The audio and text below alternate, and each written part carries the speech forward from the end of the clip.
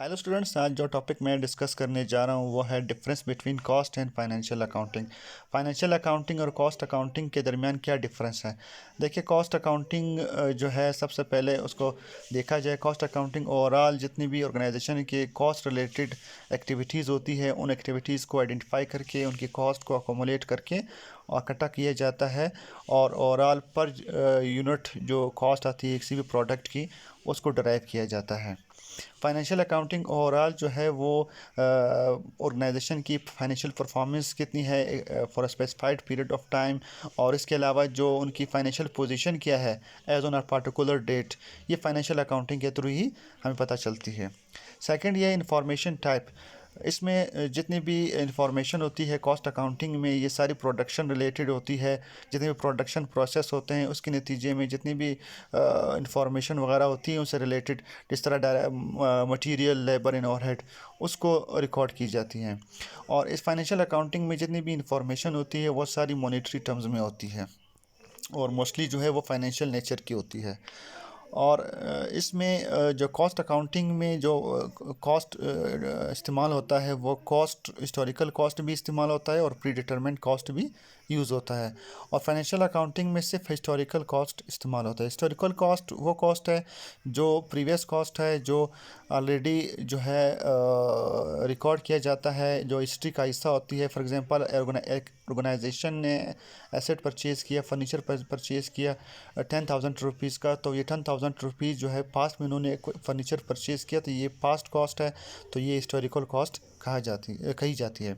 इसके बाद है यूज़र्स इसके कॉस्ट अकाउंटिंग के जो है मोस्टली जो इंटरनल ऑर्गेनाइज मैनेजमेंट होती है वही इसकी यूज़र होती है। और फाइनेंशियल अकाउंटिंग में जो मोस्टली जो है वो इंटरनल भी होते हैं, लेकिन मोस्टली जो है इसके एक्सटर्नल पार्टीज़ है जिसमें creditors, share holders, customers etcetera. इसके बाद ये जो कॉस्ट अकाउंटिंग है ये मैन्युफैक्चरिंग फर्म के लिए सिर्फ ज़रूरी होती है, उसके अलावा ये कोई कंपलसरी नहीं है। फाइनेंशियल अकाउंटिंग जो है वो ओवरऑल सब के लिए कंपलसरी होती है। एक पॉइंट स्किप किया मैंने, वैल्यूएशन ऑफ स्टॉक। इसमें जो स्टॉक की वैल्यूएशन होती है कॉस्ट अकाउंटिंग में वो कॉस्ट पे होती है। और यानी जो कॉस्ट इंकर हुई है उसको सारी कॉस्ट को अकोमोलेट करके स्टॉक को वैल्यू किया जाता है। फाइनेंशियल अकाउंटिंग में जो है वो lower of cost and net realisable value, इसमें या कॉस्ट अगर कम हुई या नेट रिलाइजेबल वैल्यू कम हुई, जो भी कम हुई दोनों में से उस पे इसको वैल्यू किया जाएगा, इन्वेंट्री को या स्टॉक को। मैंडेटरी तो हमने पढ़ दिया था। इसके बाद है time of reporting. Details provided by the cost accounting are frequently prepared and reported to the management. ठीक है, ये जो कॉस्ट अकाउंटिंग की जितनी भी रिपोर्ट्स इन्फॉर्मेशन होती है ये टाइम टू टाइम जो है मैनेजमेंट को प्रोवाइड की जाती है जैसे उनको ज़रूरत पड़ती है। और फाइनेंशियल स्टेटमेंट्स का ये है कि ये usually at the end of the accounting period, जितना भी अकाउंटिंग पीरियड जब भी एंड होता है, यूजुअली ये 1 साल का होता है, तो उसके बाद ही ये फाइनेंशियल स्टेटमेंट्स बनाए जाते हैं और रिपोर्ट किए जाते हैं। इसके बाद है प्रॉफिट एनालिसिस।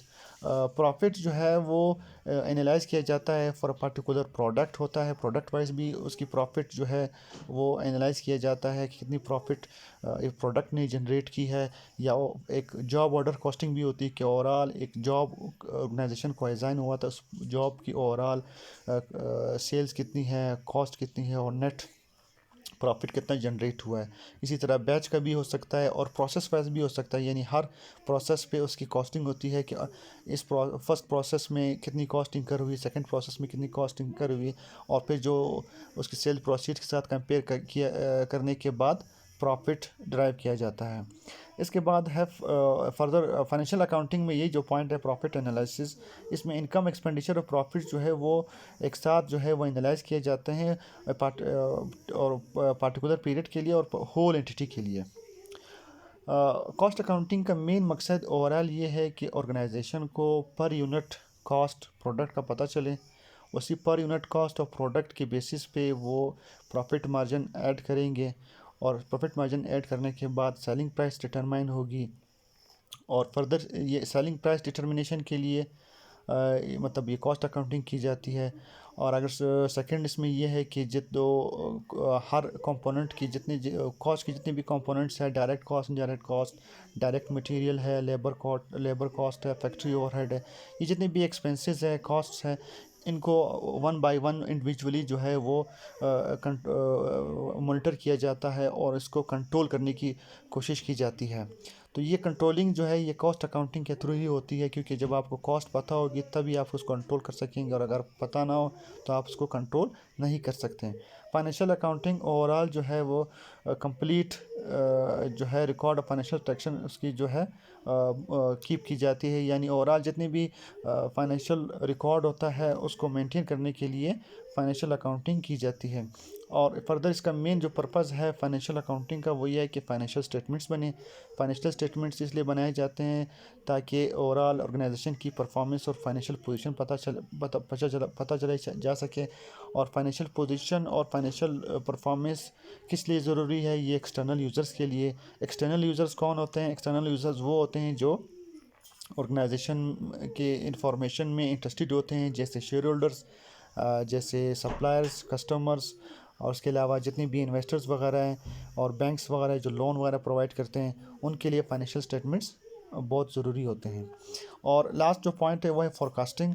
फोरकास्टिंग जो है वो पॉसिबल है सिर्फ थ्रू जो है बजटिंग टेक्निक्स। अगर ऑर्गेनाइजेशन को कॉस्ट की इंफॉर्मेशन वगैरह उनके पास अवेलेबल हो तो वो उसकी बजटिंग कर सकते हैं और फ्यूचर जो है फोरकास्ट कर सकते हैं। इसी तरह फाइनेंशियल अकाउंटिंग में फोरकास्टिंग पॉसिबल नहीं होती। तो स्टूडेंट्स, ये था मेरा आज का वीडियो। प्लीज़ उसको लाइक करें और चैनल को सब्सक्राइब करें। Thank you.